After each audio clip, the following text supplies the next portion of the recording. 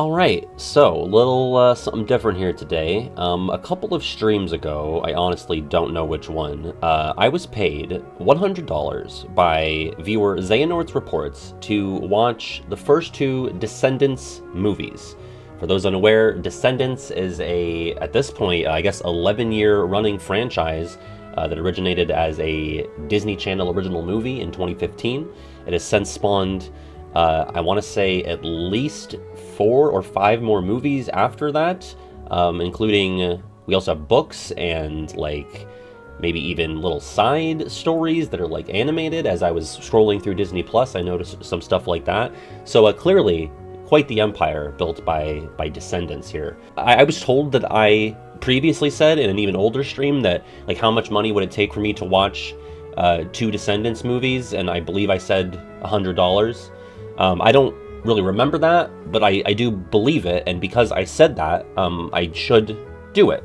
I could have just said, oh, I was joking, but I did say it. Someone asked me, and I answered the question honestly. I have only watched the first one. I think I will just do a separate video when I watch the second one. I wanted to have my thoughts fresh after the first, but I also didn't want to, make Xehanort's Reports wait for my thoughts on the second as well, because I think I need to muster up a bit of strength before I get to that one. And you know what I'm going to start with? I'm not going to come in here and just say that this is garbage. It's very easy to look at something, especially like a Disney Channel original movie, and to be like, oh, this is trash, like this is just lowest common denominator bullshit for babies, which some are, like High School Musical. But I don't know, I get it with this one a lot more, and it's also just very tiring and boring to me to just be primarily negative, especially for something that was mostly intended for children, and I would arguably say mostly intended for teen girls or a little younger. This is not for me. I am banging down the door of 30 at this point. I'm wearing a fucking Goodfellas shirt, okay? This was not made for me, but at times it did amuse me. Funny, like it was a clown, like it amused me. And I should say, I figured, I'm not going to do a main channel video about Descendants, and I don't want to, paywall my thoughts on the movies behind Patreon, and to keep myself accountable to actually watch it instead of just looking up the synopsis and reporting back. I figured, I should watch it. And so I did. I sat down on the couch with my fiance, and that was a test of our relationship, I think. Not really, but I was like, babe, it's okay. Once we got to the first musical number, I said, it's okay. We can stop this, put something else on. I will finish this out by myself. And she said, no, we've started this assignment. I am completing it. And you know what? That's one of the reasons I love her, because she is committed. I want to start with some general thoughts. Generally, I am enchanted by the concept. I love Disney villains. I feel like that is a pretty typical, if there's a straight dude who is into Disney even a little bit, to the degree that I am, I guess, he's probably gonna like the villain stuff. I always just found it cool when I would see villain merch at the parks, and anytime they did a villain-centric thing, if they did Fantasmic and they had the villains teaming up to fight Mickey, or when they did the House of Villains for House of Mouse, that was my shit. So to see, and I remember hearing about this, but I was a freshman in college when this movie came out. Maybe, depending on the month, I might have been a senior in high school. So, I was definitely beyond the target age demographic for this. But I was aware that, oh, there's, this series that focuses on the children of the villains. Once I found out it was, a Disney Channel original movie, I was a little bummed out. But, better that than nothing, right? It's a fun, creative exercise. Other positive notes, I would say... Some of the songs I thought were fun. I do think the opening was rough. But I do think the finale one was pretty good, and I kind of liked the ridiculous one kind of halfway through at the big Quidditch game. I think they were right to pick the girl that they did to be the main girl, because she's the best actor of the 4 villain children.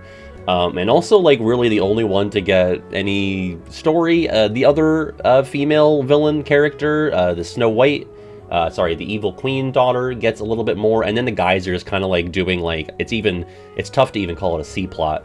I do feel like the guys were especially underdeveloped, but I don't think it's oh, this movie needed this to be so much better. It's whatever, it's not that deep. I do think Kirsten Chenoweth was having a lot of fun as Maleficent. So every time I refer to Kristen Chenoweth throughout this, I call her Kirsten Chenoweth. I apologize.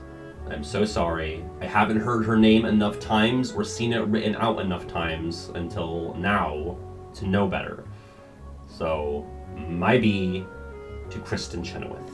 A weird choice, I think, but I kind of get why they did it. You know, it's like the wicked, evil witch fairy synergy of it all. Like, there's history there in a way. Funny thing about Kristen Chenoweth and Gwyneth Paltrow is that whenever either of them are on the screen, RF goes, oh, it's the one that's not that. So she sees Kristen Chenoweth, she will say, oh, it's Gwyneth Paltrow, and vice versa, and I always have to say, no, the opposite. Granted, this has only happened, like, within the past 2 months, oddly, but it is a thing with her. I recognize the irony in me correcting RF when she confuses Gwyneth Paltrow with Kristen Chenoweth, as not even I know who Kristen Chenoweth is. I think she's a completely different lady called Kirsten. That is not lost on me. I also think the costumes were kind of cool. I don't know if that's like a stupid or weird or bad take, but I don't know. I was like, hey, they gotta, make costumes for the kids of these villains. They're kind of fun. Like that, I get it. You see it and you get it, so it's cool. Weak points, I would say. Well, some of the songs, like I said, are a little rough. I do think Mal is acting around, not laps around the other kids, but like doing a better. I should also say they're not kids, except for the one. And rest in peace to the man who played the son of Cruella. He's a child. I looked up these actors on Wikipedia afterwards just to see if they went on to do anything. The only name I recognized was really like Dove Cameron. I've seen that name. And she's Mal. But they were all older than me when they were acting in these movies, and I was 18 or 19 at the time. So they're not children. So I keep calling them kids. They're not kids, except for the one guy. But I will say they did a good job. Like, they cast some young-looking 20-somethings, which I feel like it's always hit or miss when you're like setting a movie in a high school. Sometimes you get these people with like, full beards like I have, and you're supposed to believe that they're 16. You could reasonably believe that they were all in like their mid to late teens, I guess. I did think the characterization of the real villains, like from the Disney movies, was odd. I get why they did it, because it's like, well, you want to have more fun and you want to have like more, dynamic interactions, because if you played it straight, like Evil Queen and Maleficent are basically the same character. So they kind of made Maleficent like a sort of kooky, zany, I mean, not even kooky or zany, but like maybe a bit eccentric or a bit bombastic, where she's really not like she's a little dramatic in Sleeping Beauty, but she's not like energetic in the way that she is here. She's got like a bit of Yzma and Cruella, ironically, because Cruella is also here, but Maleficent's acting more like both of those characters from their respective animated movies. I don't get why Jafar and his kid are like into stealing, because that's like an Aladdin thing. I also don't really buy that Jafar impregnated a woman and they had a baby. I don't think that happened. It's possible that he was adopted. I mean, I guess Jafar stole the kingdom of Agrabah, but like you have Jay, who is Jafar's son, running around like stealing stuff, or like, pronouncing his love of theft. And I'm like, that's like an Aladdin thing. Is Aladdin the other parent? It's the only thing that makes sense to me. Yeah, again, negative-wise, like, the boys had nothing to do, really. Like, Jay played Quidditch lacrosse with the shield and the cannon, which is crazy. And Cruella's son, I don't even remember his name, Carlos, he just holds a dog the whole movie. He finds a dog, and it's a funny bit, is that he's afraid of dogs. It makes sense. Like, I like that bit. I like that little character trait. But then, like, maybe even a third of the way through, he meets a dog, and they're boys for the rest of the movie, and that's really it. He just gets to hold the dog for the rest of the movie. And, like, obviously, if you want to call it a negative, a lot of the dialogue and the acting is a little rough, but, it's kind of par for the course for a movie like this. Not the craziest budget. You're going to see some, like, choppy CGI in some spots, but, like, what do you want? It's a DCOM from 11 years ago at this point. What do you want? I've already talked about this for like 11 minutes before I've edited anything, but I think it just makes sense to like kind of go through the movie. I was paid money to do this, right? So like I think we should really squeeze this for what it's worth. So I have the movie up here again, and I'm just gonna kind of scroll through. Well, it kind of starts with, I did not expect this, like really the main male lead, it's not either of the two villain boys, it's really the son of Beast and Belle. You got Beast, who is in human form, he's in his, I guess he's a king now instead of a prince. And he's married to Belle, obviously, who's a queen now, and she is portrayed by who I referred to throughout the movie as Reese Witherfork. Then you got Ben, who is, I should say, anytime they name a character, for the most part, in this franchise, so it seems to me, they just take the first two letters of one of the parents' names, and that's going to be the start of the child's name. So Beast, B-E, his son, and I guess Belle is B-E as well, their son is Ben. Of course, Mal is from Maleficent, Jay is from Jafar. I guess Carlos is an exception, but they go with the Cruella-Carlos sort of synergy there. The name will always sound similar. And Evil Queen, who they call Evil Queen throughout the movie, which I think is weird. I don't even know why they made it Evil Queen and Maleficent, because they are so similar. But Evil Queen, her daughter is Evie. And again, I do think Evie was the second strongest of the core four. She had both slightly better acting chops, I would say, and also a bit more to do in the movie. So there's this kingdom where all the good people in Disney canon live, I guess. I don't really know how this works, especially because Disney is always so precious these days about like how properties intermingle, because there is no like broader context to set this up. I guess the book in the beginning, like, it opens as a book, so it's like, hey, this is all made-up story about made-up stories. But, you know, in, like, Disney Speedstorm, they contextualize all these characters interacting because it's, like, in an arcade machine. Or in Disney Dreamlight Valley, there's some other reason that they conjure up to make it so that it's okay that they're intermingling. I guess here, in the world of Descendants, once your movie is done, you must integrate into the kingdom of, I can't remember, I'm gonna call it the Kingdom of Audubon. It's something like that. So you all go there, and it's where all the good people live. And at some point in the vague past, the Beast, Prince King Beast Adam, banned all of the villains and their sidekicks, and you know, by result, all of their kin to the Island of the Lost.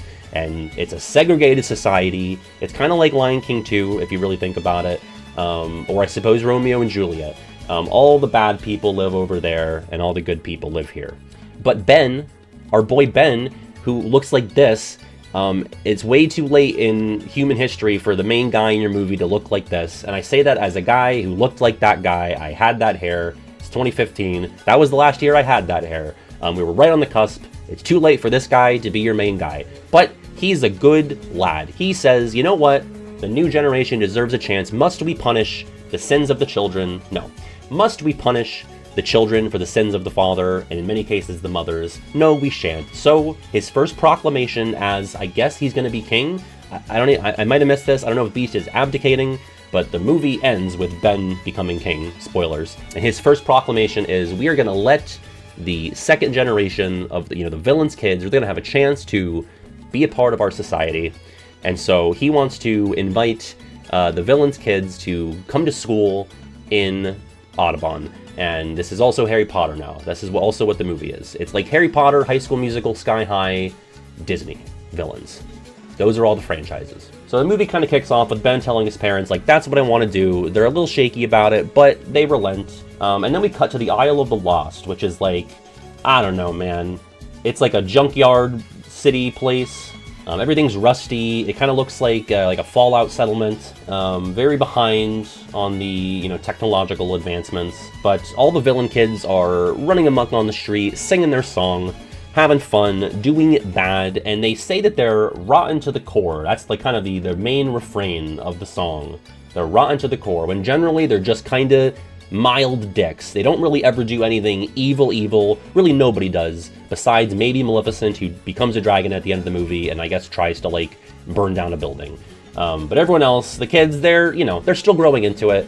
They're just kind of minor nuisances. They're literally minors, played by 20-somethings. This song is not great. I did not love this song. I messaged in the Patreon channel as I was watching this with my fiance that as soon as the first bar of the song hit, she had her hand over her mouth, and it basically stayed there until maybe like the 70% mark of the song.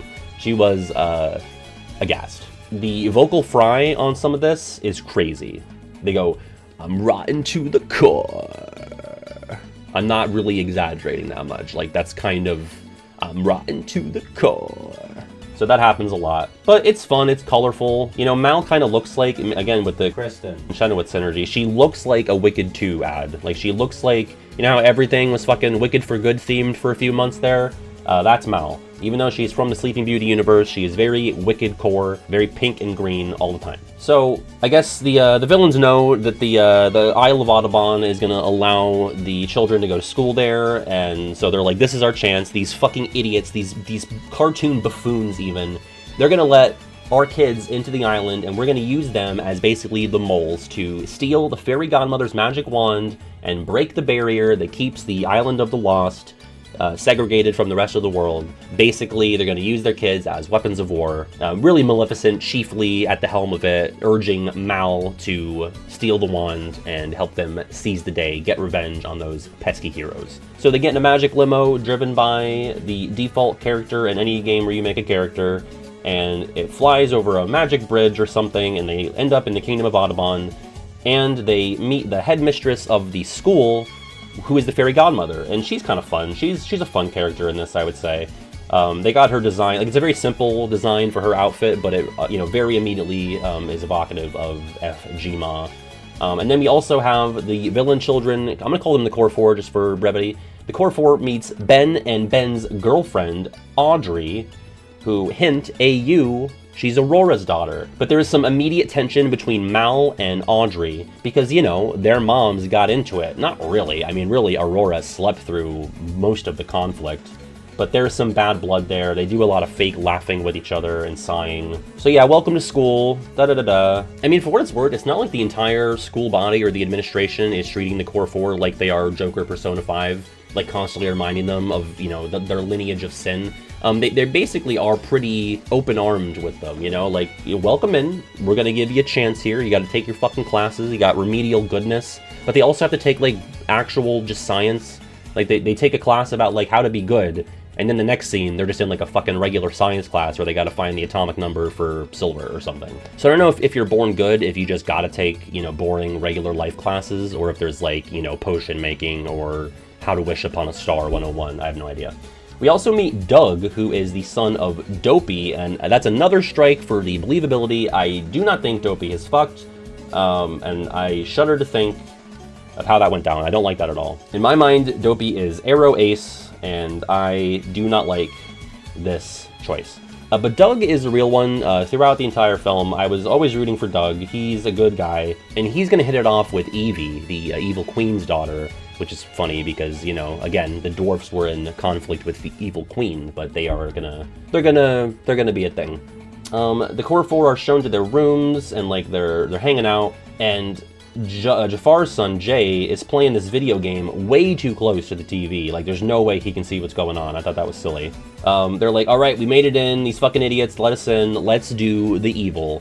And they realize that the Museum of Cultural Artifacts or whatever is only a short 2.3 mile walk away. They just sprint there in the dead of night, and they're there to steal the magic wand. And I guess there's, like, I don't know why they have this, but there's, like, a whole fucking room of, like, wax figures of the villains. I get, like, keeping the artifacts, but I feel like it's kind of like a Confederate general thing. It's like, why do you have statues of these guys? I guess put them in the museum before you put them out on the street and in, like, public parks. But it just seems weird that we've segregated all these villains to their own bad island, and yet we have these wax figures of them, like the Hall of Villain Presidents, which is redundant. And so there, Mal sees the wax figure. I'm saying they're wax figures. I don't know if they're made of wax. The Maleficent figure comes to life, and I was not sure if this was, like, an imagination thing or if it was, like, Maleficent using magic, but they do a little duet here. This is, like, the most Maleficent screen time in the movie. She gets to sing a song. She does a really weird dance move that I'm going to put on screen. Don't you wanna be nasty and brutal and cool? But Kristen Chenoweth clearly having a lot of fun, so. And basically the song is about, Maleficent really just wants her daughter to be evil for the sake of Maleficent's own personal gain. And this will, mark the beginning of the unraveling of being evil for the Core Four. They're going to come out of this not being evil, if you couldn't guess. So eventually they escape the museum. Mal did use a spell on the one guard, and that was one of my favorite gags in the movie, is the Museum of Cultural Artifacts or whatever is watched over by one guard, and he just kind of rigidly turns to look at several different screens that display a single artifact. So he just kind of like, okay, that's not stolen, and that's the entire security system. I like that a lot. But Mal used a spell to make him prick his finger on the spinning wheel, which is prominently featured at the front of the museum for some reason. And he takes a little nap, but not like an Aurora nap. He wakes up like, within half an hour. So they go back to school. It's the next day. They're in remedial goodness, answering multiple choice questions about what it means to be good.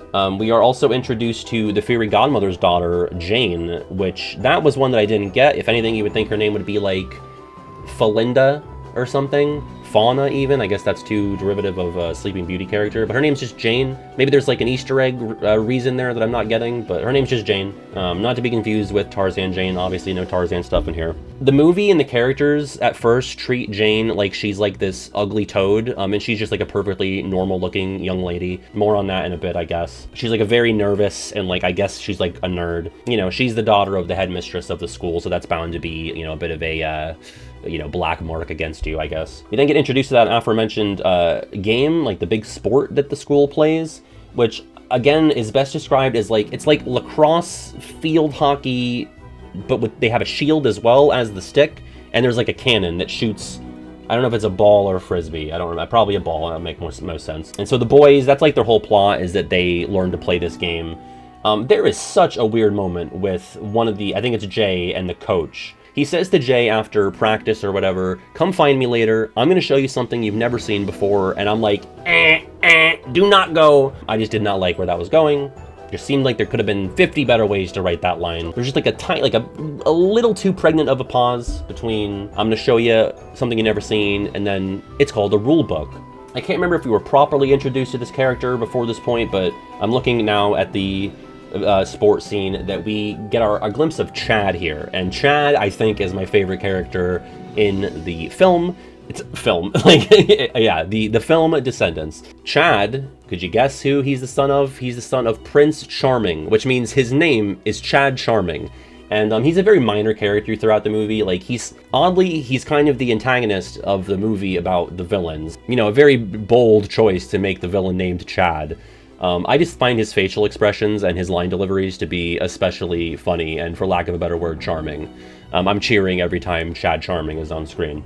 So Mal is still trying to like work the plot to get the wand, so she has to pull some strings here and there. So she's trying to get some ins with different people. She's cozying up to Ben, who, if you recall, is the son of Belle and Beast, much to Audrey's chagrin. She does not like that. But she's also going to meet up with Jane and give her a magic makeover. Jane thinks that she's like this despicable, horribly disfigured creature, and it's really just that she has a bob haircut. And, I don't even think that's like a controversial haircut nowadays. I feel like that's kind of even in right now. But her hair was kind of bobbish, and Mal styled it, and so now she's cool. She's not hideous anymore. But Mal is doing all of this so she can get in good with Jane and thus have an in to get the magic wand, which is owned by Jane's mother, the FG Ma. Then we are in class, just the regular science class that I had mentioned, with Evie and Doug, and the teacher wants Evie to answer a question on the board, and Evie uses a pocket magic mirror, which was another kind of gag and bit that I enjoyed, is that she has like a little mini mirror that she can carry around that does the same stuff as the main Evil Queen mirror from the movie, except it doesn't talk. It just answers, which I think is ideal. I don't want my fucking device just, show me the text. I don't need to hear it. So she uses that to cheat on a question. That'll come into play later, but this is very minor. I don't even know why I'm talking about it. I don't know if it's happening yet here, but it will later. Evie just starts wearing a graphic tee that just says Fairest on it, which I thought was very funny, because most of them kind of have like more, I won't say timeless garb, but not like, clothes that just have like branding or words on them, but she just has a shirt that says Fairest, which I thought was fun. We do get into the scene where Carlos DeVille is being chased by a dog, and that's his bit. But then Ben is like, hey, dogs aren't bad, and that's the end of Carlos's story. Now he's friends with dogs. Thanks, Ben. Then we cut to, oh yeah, we were raising eyebrows at this too. Chad Charming passed a note to Evie and said, meet me under the bleachers at 3 o'clock. If you could believe it, I was not a guy that spent a lot of time under the bleachers, but like I knew what that entailed. It did not quite go there with Evie and Chad Charming, but Chad wants Evie to, I think, if I recall, like help him with homework because he saw in science class how smart she was, but she's just pretending because she has the mirror. And after Chad fucks off, Dopey Doug shows up and sort of spills the beans to Evie that the wand is used at the coronation, which is sort of the big event that the movie is building up to, Prince Ben's coronation. So now Evie has gotten some key intel, and she's pretty much planning on using Douglas to help the Core 4's plan of stealing the wand at this point in time. And then I was a bit checked out for the next scene. The girls are all hanging out, and they meet Mulan's daughter. I do not remember her name. Jane's there too, and I think they like rip their skirts to show that they're cool now. They put a little rip in their skirts. They're like, okay, now we're cool as fuck. So the coolification of Audubon High is continuing. Yada yada yada. Mal and the Core decide that they need to make a love spell in the form of cookies to use on Ben. Mal is going to feed Ben a love cookie, so Ben will fall in love with her, and thus it'll be easy to manipulate him to get the wand. And when I say get the wand, I mean the magic fairy godmother wand, that wand. Get the wand, knock it off. Crazy as a Wikipedia Descendants, there was a movie called The Descendants, also in the year 2015, and it was like an Iranian drama. Very different films called Descendants in that year. So the Core 4 are trying to make their love cookie, and Mulan's daughter is there for some reason, I don't remember, and apparently the final ingredient for the love cookie is a tear, and Mal's like, I don't cry, I'm a bad bitch, I've never cried, so we gotta get a tear. And somehow they get Mulan's daughter to cry. I think Mulan's like, you guys have never had cookies before? Like, your parents never made you cookies? And they're like, no, our parents just like sing songs at us and tell us to steal things. And so that makes Mulan's daughter cry. The tear drops into the batter, and so they have the love cookie now. The next day at the lockers, Mal feeds Ben the love cookie. The effects take effect pretty quickly. And this will really crescendo at the big Quidditch lacrosse game, where Ben is, of course, you know, one of the star players of the team, and the boys, again, their plot is so, you know, fringe, but they help Ben score the winning goal against who? I don't know. I guess another school? Is it also on the island of Audubon? I'm not sure. They may have said this. I don't remember. I did watch this on 1X with no substances. I will say, RF did partake in some medicinal extracurriculars right around when the second song kicked up, and I do not blame her. So after the big Quidditch game, right, Ben gets up on like a literal podium, and he starts professing his love for Mal. And, you know, Ben is like the guy at the school, right? Like, he's the class president, but he's like literally gonna be the king. He's like the head honcho shit. And nobody really seems that weirded out by the fact that he is like not only, you know, publicly professing his love for one girl, but I guess dumping his current girlfriend, who he did not have a conversation with prior to this. And no fault to Ben, because he's under the spell of, you know, magic cookie. But the whole crowd takes this shockingly well, so well that they all burst out into song, into what I said earlier is one of the better songs in the movie, I would say. It's very camp, but I think it works here where it didn't quite work for the Rotten to the Core at the beginning. Once the song is basically over, Audrey's like, fuck you, Ben, I'm with Chad Charming now. So they're a thing. I love you, Mal. Did I mention that? Chad's my boyfriend now. And I'm going to coronation with him. And now Mal and Ben are together. Evie and Doug are getting closer, less and less manipulaty as we get more scenes of them together. And then we get Ben and Mal going on their first date. Mal sings her sort of I Want song, I suppose, in this moment. But that's only after Ben goes to the top of like a tiny cliff and does like a big roar, which I get is supposed to be like a Beast reference, like he has Beast DNA. But it just comes off very funny because he's just like this little guy. I mean, he's built. He's not a little guy. This guy, when he's, you know, 19 or 20, could destroy me right now. It's hard to take a roar that seriously when you're just a guy, you know? So Ben jumps off the cliff into the water, and he's just kind of chilling off screen in the water, I guess, when Mal starts up her song.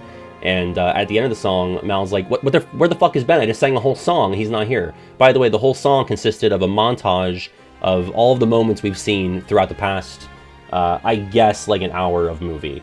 It's just like kind of a clip show of all the Mal scenes, and she's just kind of realizing that she may not want to be evil anymore. And then she's like, oh fuck, I guess Ben drowned. So she gets in the water to go save him, but Ben, she can't swim, so Ben ends up saving her, and that kind of pisses Mal off because she thought that Ben had died. which would have made getting the wand probably easier. Kind of yada yada some of this. The villains show up again for the first time besides the very beginning, and Maleficent does her song. They like basically Zoom call to the school, and they're all like, hey, remember the plan to do the evil stuff? So that's kind of looming large right now, even though the kids have kind of been all learning that friendship is magic. Mal decides that, you know, she's going to go through with this evil plan at the end of the day, but she thinks it's a little too far for Ben to still be in love with her.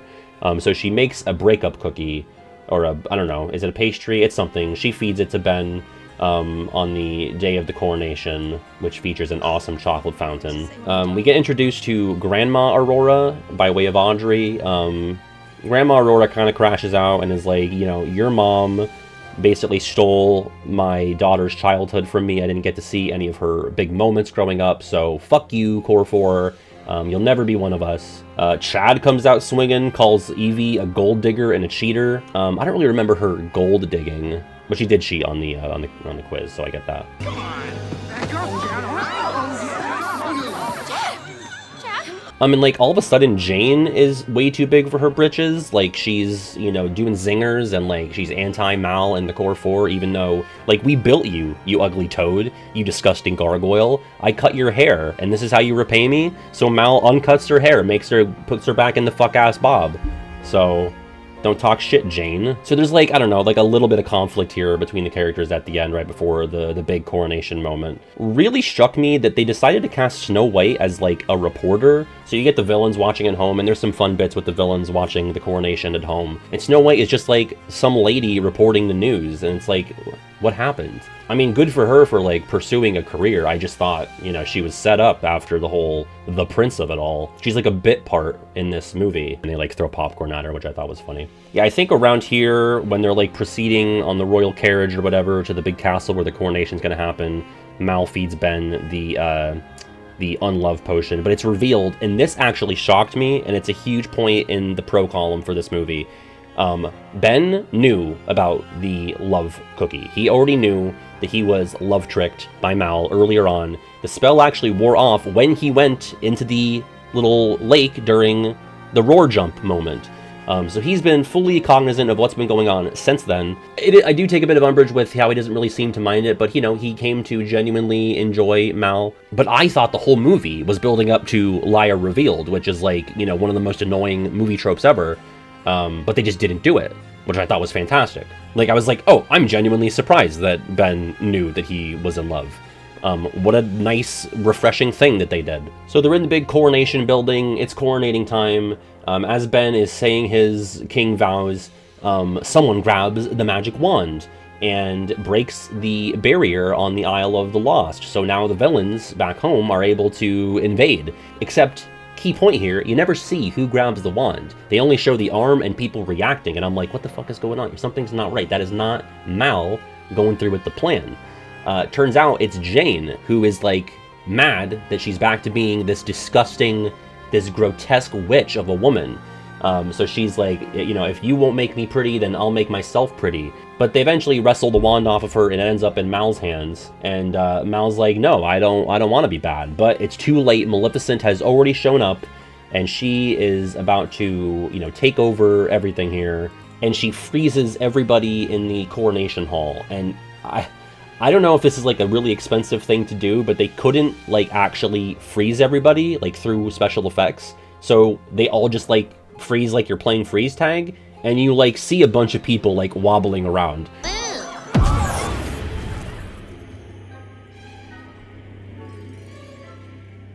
Which was like the cheapest feeling part of the movie, which is crazy considering we're about to get a CGI dragon, because Maleficent goes dragon mode when her daughter pisses her off.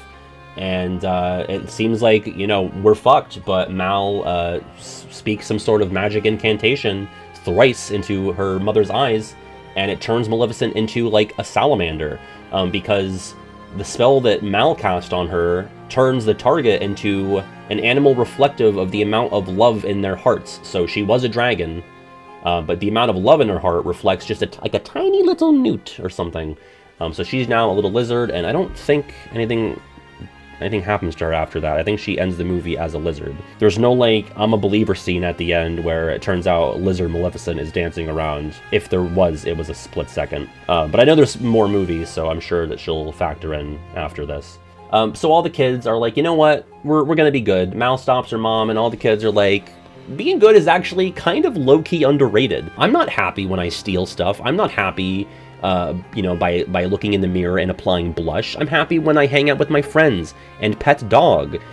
So now integration is complete. They will go on to live here happily ever after in the Kingdom of Audubon. I guess they seal up the hole again. Actually, I don't know if they do. That might pave the way for Descendants 2. But the other villains don't even bother going to the coronation. It's just Maleficent. The rest, like, stay home and, I guess, cheer her on. Then there's a big number at the end, which I thought was kind of fun. The dancing in this movie is crazy. But I guess, Mal is with Ben, and it turns out Evie is with Doug. I guess Audrey is with Jay now. Ben's ex-girlfriend is now with Jafar's son. And then I don't know if Carlos gets with anybody. Maybe Mulan's daughter. I'm not sure. Or maybe it's Jane. I don't care. Wow. That's almost 50 minutes of talking about this. All in all, like, it wasn't the worst thing ever. Maybe they get worse, maybe they get better. I'm willing to earn the other half of my $100 by watching Descendants 2, maybe in a few days' time. Is it a good film? No, come on, it's not. But for what it is, like, it's fine. Basically, every moment throughout the first 20 to 30 minutes of the film, one of RF and I would go... Like, that was a noise that we heard a lot throughout the movie, was someone would say something or start singing or make a silly face, and one of us would go, so that was sort of like the running theme of the watch party, I would say. But you know what, like, I love a movie or any piece of media where the moral is we are not defined by our parents or the generations that preceded us. I know it's like a very simple message to impart, and it's for kids, but like, when it's that message up against some other bullshit, I like it when that's the message. So I left feeling like, okay, I like how that went. I would rather watch this 3 more times than any High School Musical movie once, if only for the Disney villain referential stuff and the confusing, confounding canon implications, and hopefully more Chad Charming. So there you go, Xehanort's reports, and I guess any of you who decided to watch this, those are my thoughts on 2015's Descendants. Like I said, I will do my best to watch the sequel in due time and report back with my thoughts on that one. All right, thanks for watching or listening or whatever. I will see you later. Take it easy.